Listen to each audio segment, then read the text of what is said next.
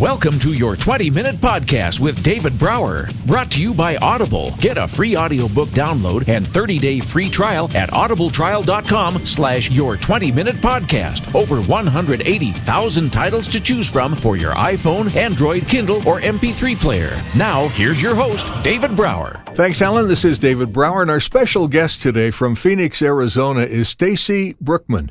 And Stacy is a resilience and life storytelling expert and produces the Real Life Resilience podcast. Her mission is to tell stories of recovery from life's most difficult traumas and provide tools for resiliency for kids and adults. And Tracy, welcome. Glad to have you here. Well, I am so excited to be here, David. So tell me, resilience, that takes me in a lot of different directions. Is it emotional? Is it physical?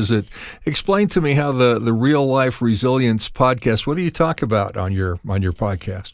Sure. Well, we provide tools for all kinds of things, and I got into it by starting with my own life storytelling. And I was going through a very traumatic time in my life. I was divorcing someone who was a sociopath, and that's, a true sociopath, not I don't bat that word around lightly. Right. And it was just devastating emotionally, financially, physically, spiritually. It was just devastating all the way around. And then the chaos of divorce, and on top of that, all the crazy, crazy stuff that was going on. Well, in the middle of that, I started taking a life story and memoir writing course. And that thing saved my life, honestly. It really did. Is that like journaling on steroids, or what is that?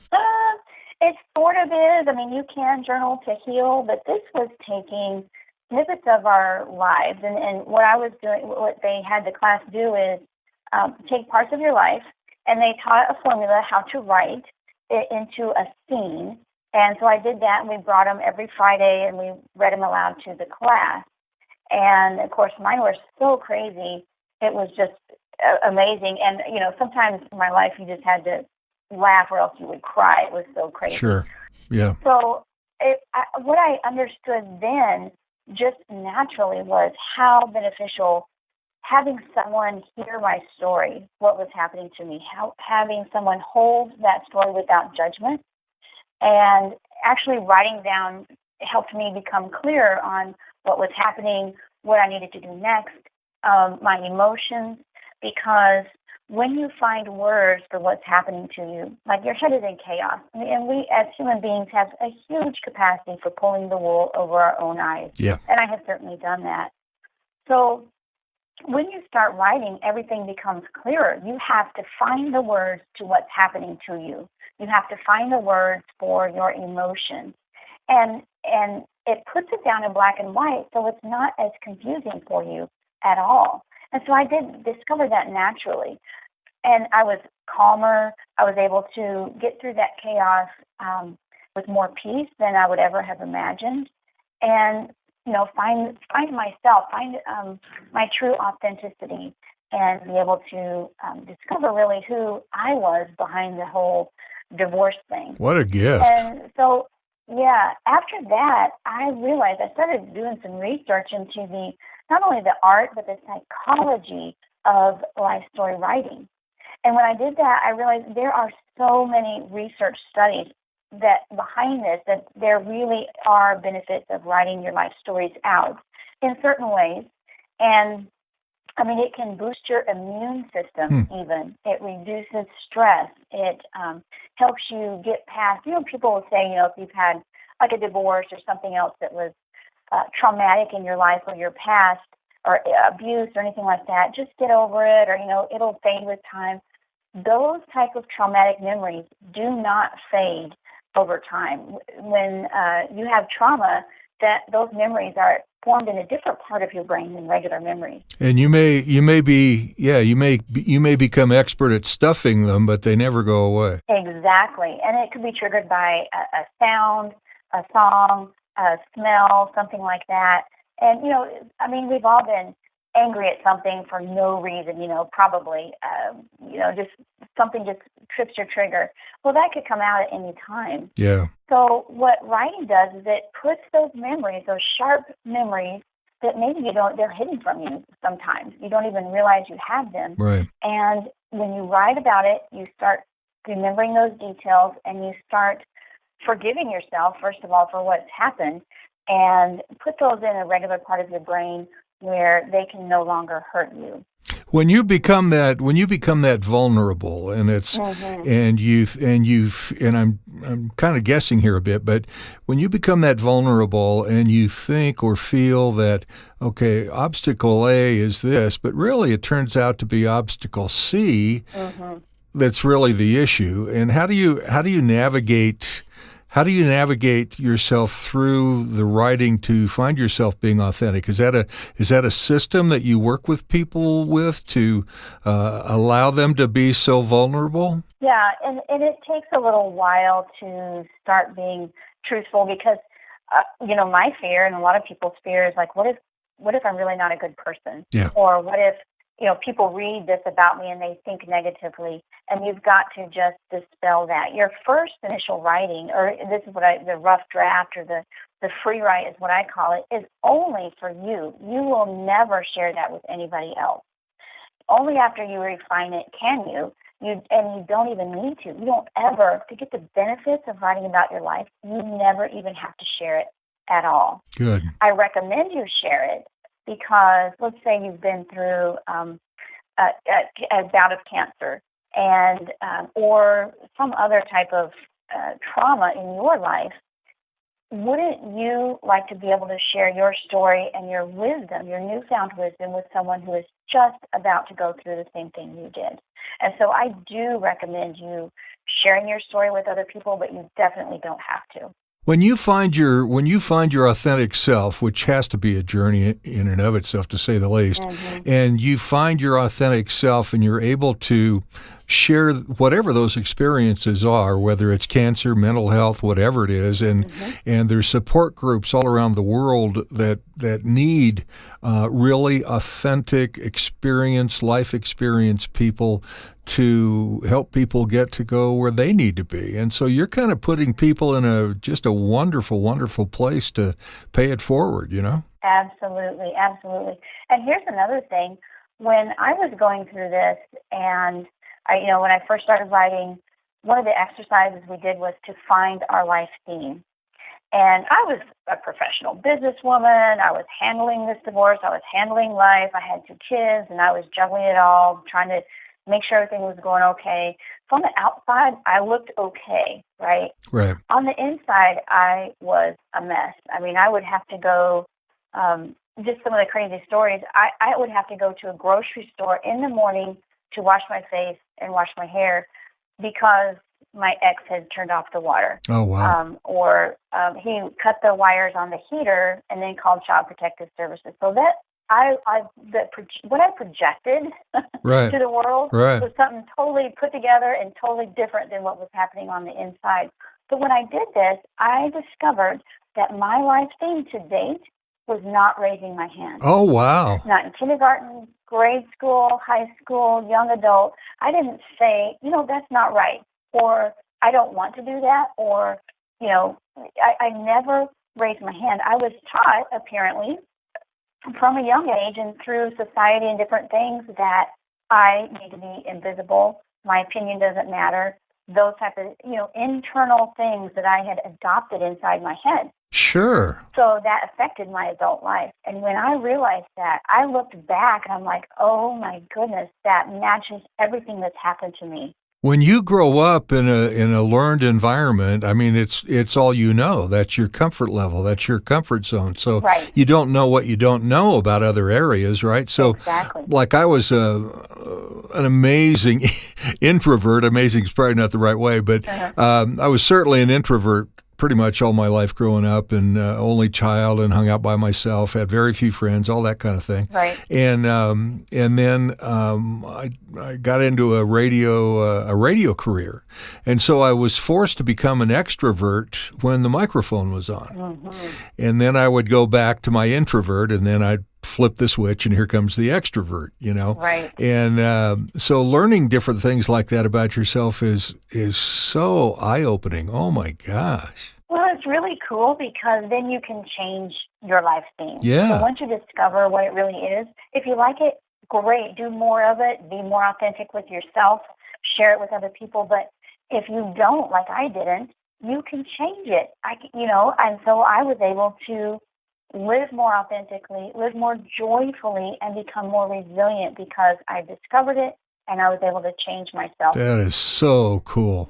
It's just been amazing since then, in the relationships. And, I was always timid in any interaction and things like that. And Sure. now, why? Because I am who I am. I like who I am, and I can project that when I'm interacting with other people. I feel more comfortable in my skin. Yeah, when you are authentic and you feel more comfortable in your skin and you carry yourself with that kind of, not arrogance, but true confidence and authenticity, then even strangers walking by you pick up on that and go, wow, what's going on with her, right? True. That's cool. And people are attracted to it. Yeah. And you know what? Anybody can do it. This is, writing about your life is not about, 8th grade grammar or anything like that. I mean, it's messy, and that is okay. So when you get somebody gets a hold of you and they feel scared, motivated, terrified, inquisitive, all those different things, and want to tell their story, want to become authentic, want to feel healed, how does that work? How do you ease them into that process? Yeah, that is a great question because a lot of times people feel overwhelmed. It's just too huge of a task. I've got to write a book. That is not true whatsoever. So I first take people, I have a webinar, it's a free webinar that takes people through writing the very first chapter of their life story in just 7 days. And then I give them the tools to write thereafter. And part of that is finding the milestones in your life. Just write down the milestones. I was born, I graduated, my parents divorced, I was baptized, whatever milestones in your life that you have. And then I take them through a couple of other lists and matching up those lists. What is the one crux point that is kind of throughout all of those lists? So a common theme, in other words, right? A common theme. Okay. And then take it to one moment in time that represents that milestone. Was there one moment in time in your grandmother's kitchen?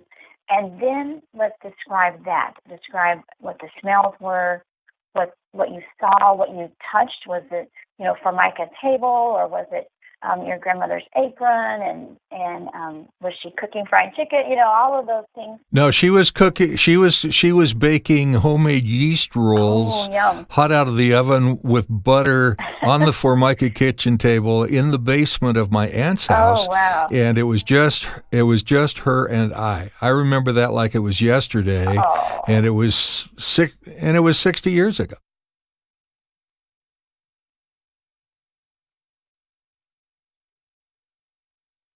Mm-hmm.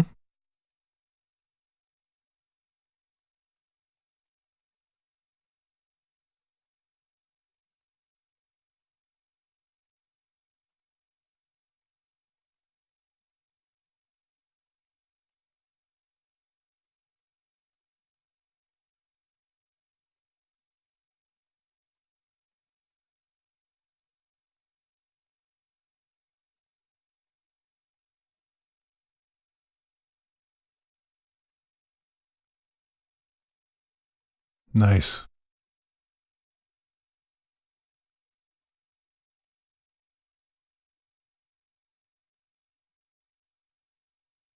Right.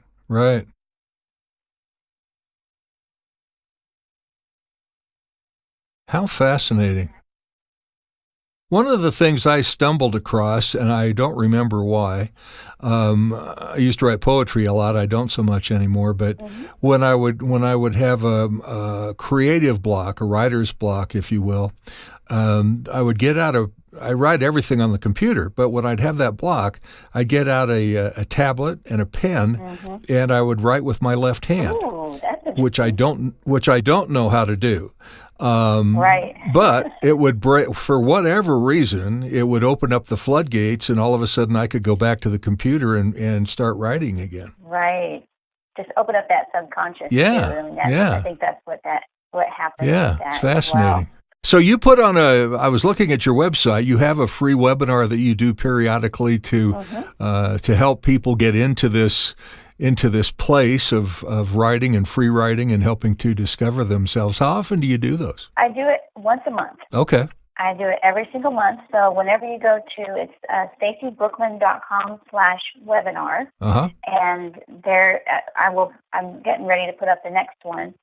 And there's always a webinar going up right there. And so anytime you can join and discover more about it. I love to visit with people over social media too, and my website. So if anybody wants to write a note or email me, they can email me and ask me questions. Maybe I'll answer that on Facebook or something like that. I love sharing. In fact, when I got done with that class I was in Rochester, New York, took that class, and I started discovering more about it. I said, so many people need to know about this. Yeah.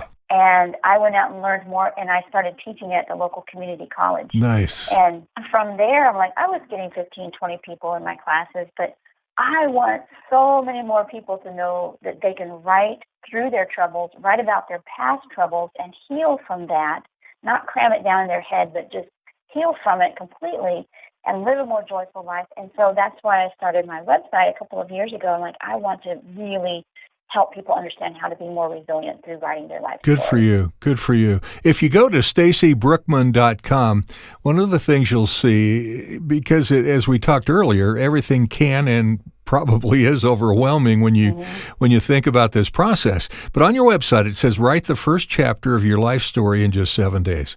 And all of a sudden you go, oh, well, that doesn't seem so overwhelming. I don't have to be Ernest Hemingway and write a novel, right? And then you click on the free webinar and tab, and then you've got a countdown to when your next webinar is. So very organized, very informative, very easy to roll through. And folks, we're about out of time, but I want to encourage you to go to stacybrookman.com. That's STACY Brookman, BROOKMAN.com.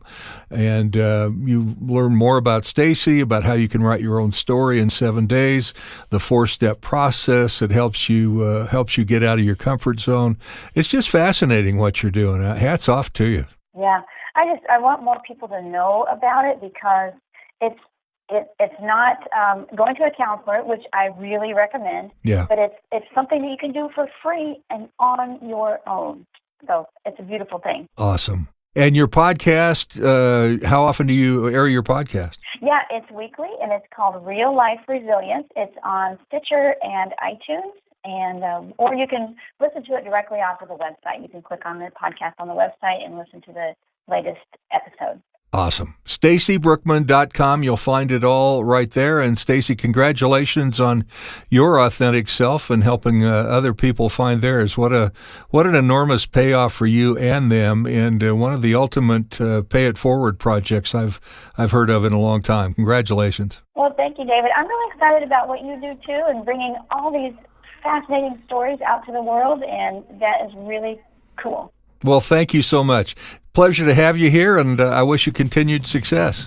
Thanks, David. Appreciate it. Your 20-minute podcast with David Brower has been brought to you by Audible. You can listen to any of David's podcasts anywhere podcasts can be found, including iHeartRadio, the Spotify mobile app, and at davidbrowervo.com/your20-minute podcast. Until next time, thanks for listening.